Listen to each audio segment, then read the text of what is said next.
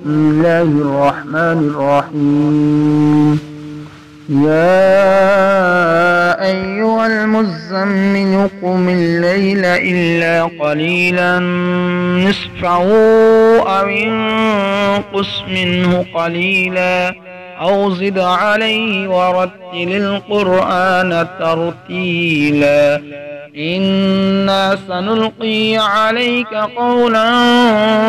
ثقيلا إن ناشئة الليل هي أشد وطئا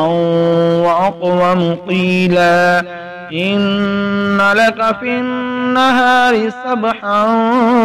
طويلا واذكر اسم ربك وتبتل إليه تبتيلا رب المشرق والمغرب لا إله إلا هو فاتخذه وكيلا واصبر على ما يقولون واهجرهم هجرا جميلا وذرني والمكذبين أولي النعمة ومهلهم قليلا إن لدينا أنكالا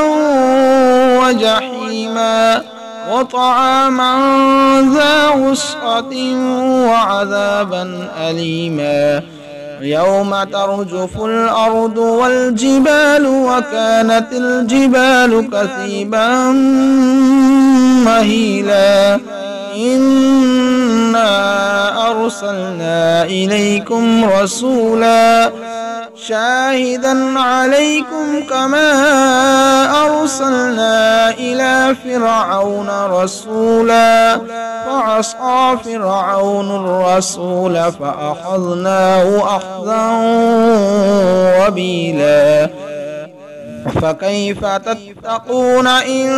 كفرتم يوما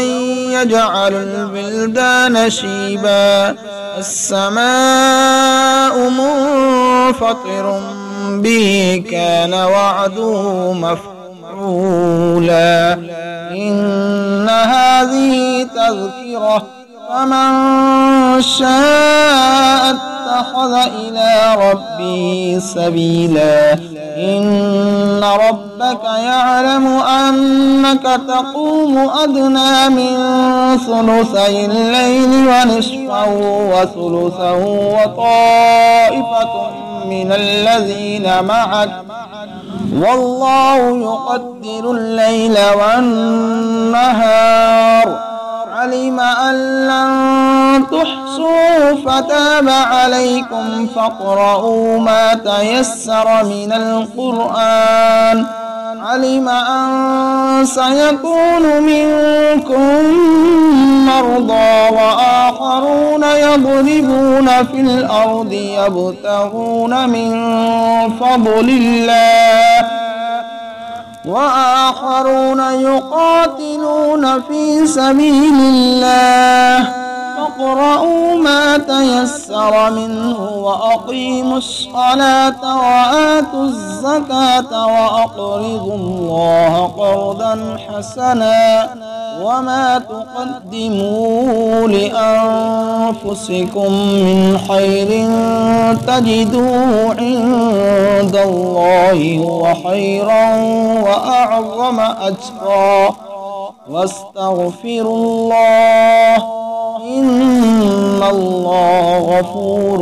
رحيم.